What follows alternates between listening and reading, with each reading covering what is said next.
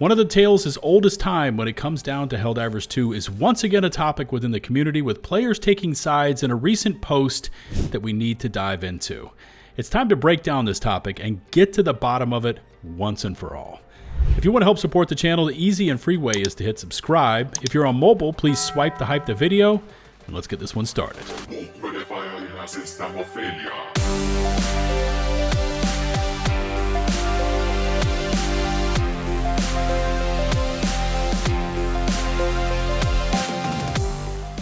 Okay, it's good to see that Arrowhead sorted out the issues with the Galactic War briefings, as we seem to have had a little glitch in the matrix with the internal naming convention showing our current major order as Story, Main, Arc 6, etc., etc. Anyways, we've been sent down south once again to take on the Illuminate, now going up against Appropriator squads, and with just under 4 days to go, of the necessary 5 successful planetary defenses, we've secured 1.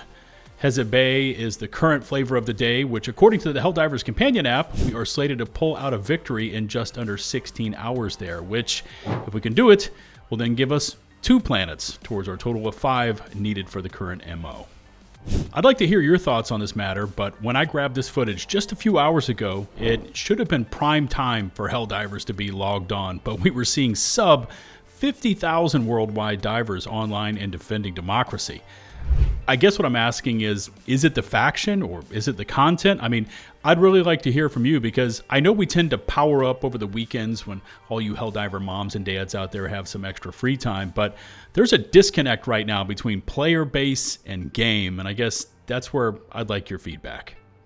Outside of there, we of course saw this post hit the Helldivers social accounts with what was quickly deciphered to be the old and presumably new 𝗛𝗲𝗹𝗶𝘀𝗁 mech stratagem sequences on them, and although I've spent minimal, and I mean very little time in Helldivers 1, I've heard that the 𝗛𝗲𝗹𝗶𝘀𝗁 was a monster of a mech. And the final bit of Helldivers housekeeping we need to touch on is that the known issues board was updated recently to include a network desync issue between players causing collisions to be inconsistent on enemy corpses, and an issue they've identified where users may not be able to hear other players on voice chat in a cross-play lobby. I will say that I have not experienced the voice chat issue, but then again, when we squad up, we are always using Discord voice channels, which I highly recommend, instead of the in-game mics, because they sound kind of awful. But the enemy corpse issues I have seen. In fact, we've seen it where we would destroy pieces of terrain where they would look kind of charred up, and then when we tried to run across them, it was like we were hitting an invisible barrier. At one point, one of our squad members tried to run across the invisible barrier and got flung, I mean clear across the map, and promptly died. So while it's never good to see this kind of thing happen in-game, at least, hey, it is on the known issues board. Next, I want to talk about a discussion and post that has been brought to my attention coming to us both on the official Helldivers and Helldivers Unfiltered Reddits. These 2 Warbonds and the Superstore single-handedly lock aspects of gameplay behind an optional paywall. Now, I know that the paywalling topic is often seen in Helldivers discussion forums, with some saying that Arrowhead are masters at this tactic, while others respond that you can simply farm for super credits, and therefore if you farm enough, you've got access to everything in the game, including the Superstore, without ever touching your credit card. You've also seen me show you Steam's top sellers charts, like this one from a recent video showing how Helldivers 2 rockets up into the top 2 or 3 spots on this chart every time they release a new Warbond. And you only see these kind of results on this chart based on dollars generated. So while there are a lot of you out there that farm for super credits to purchase those Warbonds and Superstore offerings, there's also a lot of you out there, as in Helldivers players, that dive into their wallets and purchase the items outright each and every time they come out. So to start this off, let's take a look at what TungstenGuy707 has to say in their Reddit post, and then we can start to check it out piece by piece. Here's what he says. Before you come at me with the grinding super credits is free, it takes 175 hours average of pure grinding to unlock every Warbond, not counting getting credits for Superstore items. Making stealth missions and then locking the only viable way to play them behind a Warbond is completely ridiculous, and this is coming from an HD1 vet and someone who has everything in HD2. Not only that, but locking the only way to access bunkers solo behind a Warbond is cowardly. It could have easily been an event stratagem. Other Warbonds like Chemical Agents, Freedom's Flame, and Cutting Edge lock passives that protect against hazards that the game constantly has. It's a matter of fact that the game needs an updated free variant of items like these, even if it is the same passives as the Killzone armor or Dust Devils. Alright, before I weigh in with my thoughts, let's make sure that everyone out there is crystal clear what a paywall does, because there's some different thoughts running around in the community, both kind of latching on to the same outcome and then calling it paywalling. Paywalls are in-game mechanisms to restrict content from players until they have paid for it with money, time, or effort. And when I think of paywalling, I remember back to Mortal Kombat 1 and how they were charging something like, I think it was $12 to unlock finisher moves per character for a game that already cost consumers $70 to purchase. Damn! Anyways, back to the Reddit post, and if we cut through the estimated 175 hours to farm enough super credits to buy everything statement, and also how they mention Chemical Agents, Freedom's Flame, and Cutting Edge Warbonds locking status effect protecting passives behind Warbond purchases, woo, it's a mouthful. What they are using here is their examples of paywalling inside Helldivers 2 are the Redacted Regiment and Control Group Warbonds. And this is where I actually want to push back, because sometimes, even though the OP may have the best of intentions with their statement, it's not entirely accurate. Redacted Regiment introduced 2 suppressed weapons with a sensor and suppressor AR, armor sets with reduced signature passive for 50% less noise when moving and 40% reduced range at which enemies can detect us. It also has a few other bits and bobs in here like C4, the Lure Mines, Re-Educator Dart Gun, and the Concealed Insertion Booster. But for the sake of this argument, I'm going to assume that when they point the finger at Redacted Regiment, they are zeroing in on the weapons and the armor sets with those passives. And according to them, making stealth missions and then locking the only viable way to play them behind a Warbond is completely ridiculous. But the thing is, while Redacted Regiment's weapons and gear are interesting, and I'm not trying to take that away from this Warbond, they are not the only viable way to complete stealth missions. We've had the lightweight Trailblazer Scout armor in the game since it launched. That still gives us 30% reduced range at which enemies can detect us, which, if you are stealthing, that's the stat that you want. I know there's a lot made of the reduced sound while moving, but with the way Helldivers functions, the majority of enemies track us not on sound, but on line of sight. In fact, it's been a while since I checked out the stats, but the big 2 enemies I remember that actually track us on sound are Factory Striders and, believe it or not, Mortar Emplacements.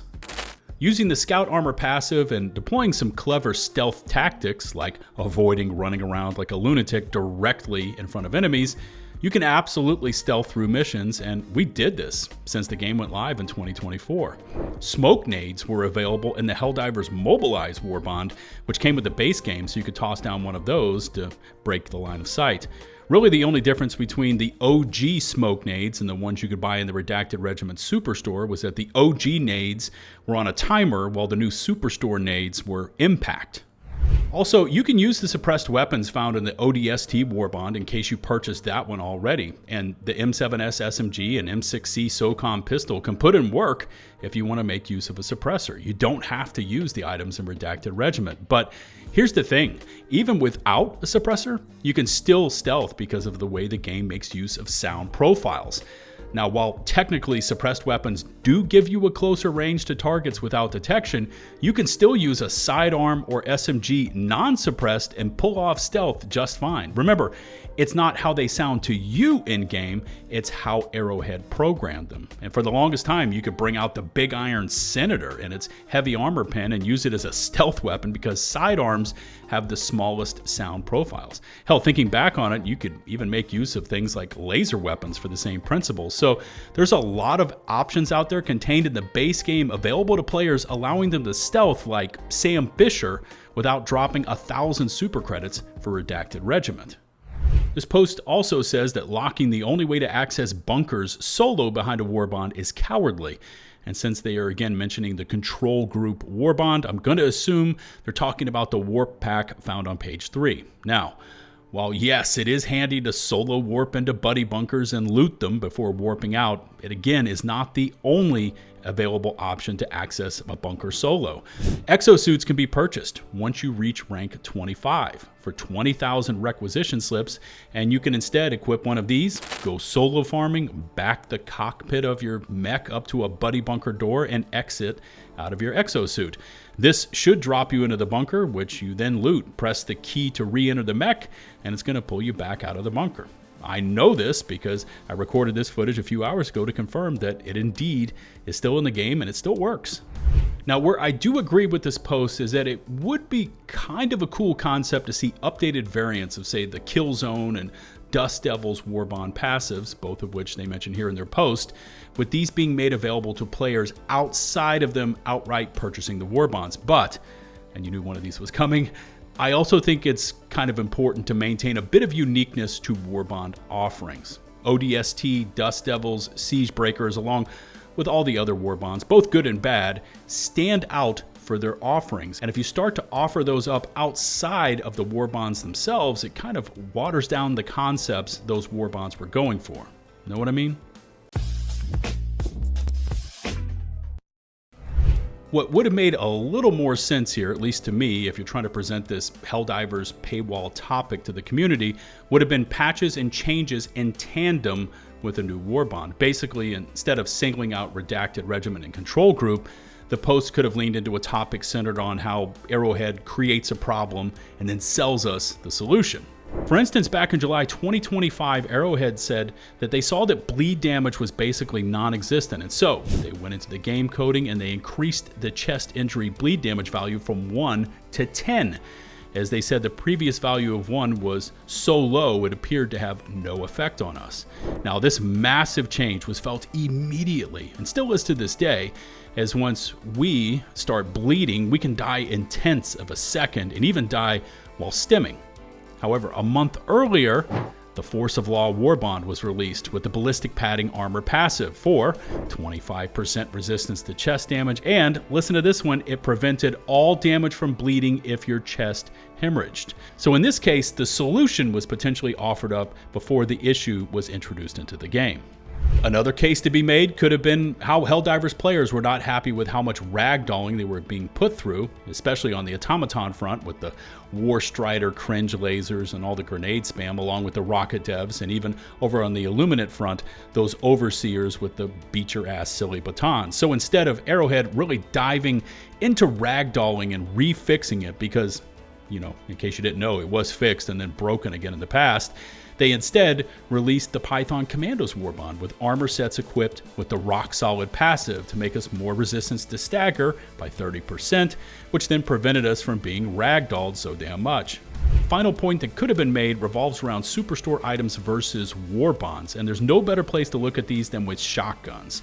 Now, the two nastiest and hardest hitting shotties in the game are not part of a Warbond, but instead each cost a Helldiver 400 super credits apiece, and the Double Freedom and Sweeper. By the way, only the Slugger remains as a medium armor pen shotgun you can get a hold of outside of a Superstore offering. Now, I know that WiseGuyVito and Grass have been putting in some solid work showing Arrowhead that it's definitely way past time to buff the ODST M90A with their comparison videos, but I guess what I'm trying to say here is there's a possible case to be made for paywalling inside Helldivers 2, but using the Redacted, Regiment, and Control Group Warbonds do not present the best use cases. Still, there's always going to be that tussle between those that advocate just farming for the SCs in-game versus those that feel the most unique and strongest items are locked behind a paywall. But here's where I turn to you, my viewers, for your valuable feedback. Is Helldivers 2 a game that takes advantages of paywalls and creates situations to offer up solutions, or are there viable ways around it? Drop a comment and let's see where the community lands on this one. If you haven't done so already, please hit subscribe and ring the notifications bell to receive my latest Helldivers uploads. If you're on mobile, please swipe right to hype the video. And before I go, I'd like to send out a massive and heartfelt thank you to all of our hardcore channel members for their awesome support. Until the next one, this is LtBuzzLitebeer, signing off.